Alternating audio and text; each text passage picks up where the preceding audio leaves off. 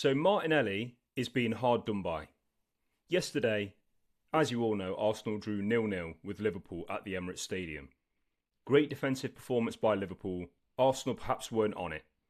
But the way that Martinelli's being treated by a lot of the fans, by the media, by the commentators, I think it's really harsh.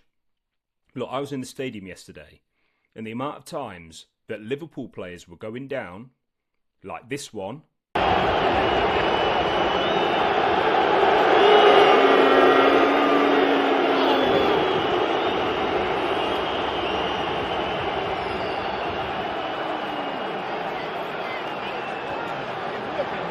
Frimpong was down for about 2 minutes. The physios came over to try and help him, give him treatment, and lo and behold, he got up and he was fine. The same thing happened with Florian Wirtz in the box. He goes down, he gets up and he's absolutely fine. Any of you watching at home would have heard the boos.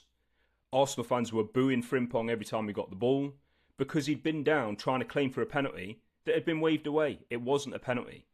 Now, don't get me wrong, Conor Bradley potentially has a serious injury, so I just want to make it clear, get well soon. It's such a shame that a young player's gone down again. He's already had a couple of injuries this year. But Martinelli didn't know. If you watch the footage, Martinelli wasn't looking at Conor Bradley. All he saw was he goes down for no reason, turns around and he's still down. This had already happened on numerous occasions, right? So Martinelli isn't to know. I just think it's so harsh that everybody is flipping out saying he's the worst person, it's unsportsmanlike.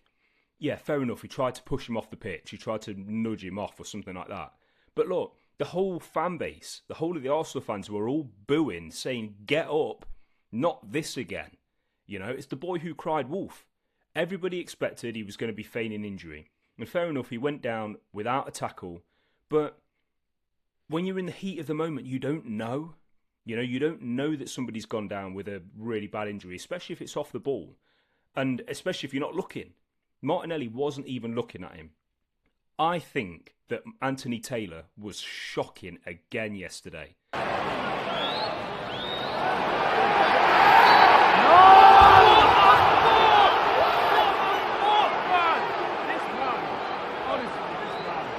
The amount of stupid free kicks he was giving, he lost the game.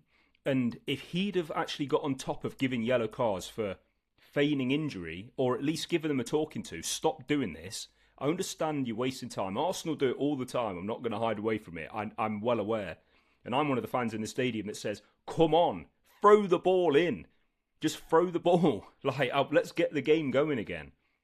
Honestly, the amount of times that we waste time is annoying. But Liverpool were doing it yesterday. No qualms with it. I don't care about that. But if you're going to keep going down all the time, you can't expect players to believe you. Because you're just making it look like you're going down to waste time.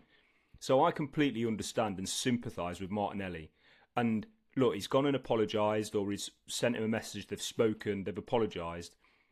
The most important thing here, I guess, is get well soon, Conor Bradley. I really hope that he's not seriously injured. And if you are, I hope you come back stronger. But yeah, I just think that Martinelli is being really hard done by. I think we need to lay off him. He's a young player still. Mistakes can be made, right? But Anthony Taylor, if you'd have got on top of this and refereed the game properly in the first place, perhaps this wouldn't have happened. And now you've caused a big furore once again for no reason. You should have just told them to get on with it. And you know that first yellow card for time wasting, it stops it. It can make a big difference. And I think he refereed the game really badly yesterday. Liverpool fans will probably moan too. He wasn't great for them either. But in general, he just wasn't good. He's supposed to be one of our best referees, you know. Him, Michael Oliver, another shocker. And there's that one other that's now in the world-class referees, isn't there? I just don't understand it. But look, let's lay off Martinelli. Arsenal fans, by the way, we're still 6 points clear. I get it, we've lost it in the past when we were 8 points and stuff like that. But that was a different City team. We just need to keep pushing on, keep picking up the points that we should be picking up, a draw to Liverpool at home, one of the most prestigious English clubs. You know, they can go anywhere and win, right? We've seen it before. They didn't beat us. We're so hard to beat at home, and as long as we can keep that home record going, go unbeaten at home, you never know. I think we're still in a great position to win a few trophies. And remember, it's only a couple of days away that we've got Portsmouth away, and then Chelsea at home. Sorry, Chelsea away as well. The first leg of Chelsea's away. We've got so many games coming up. Thinking back to the game, I think the mistake that Arteta made, he perhaps should have moved Timber over to the left side to deal with Frimpong and brought Ben White on at right back. Lewis Skelly, I'm a little bit concerned, you know.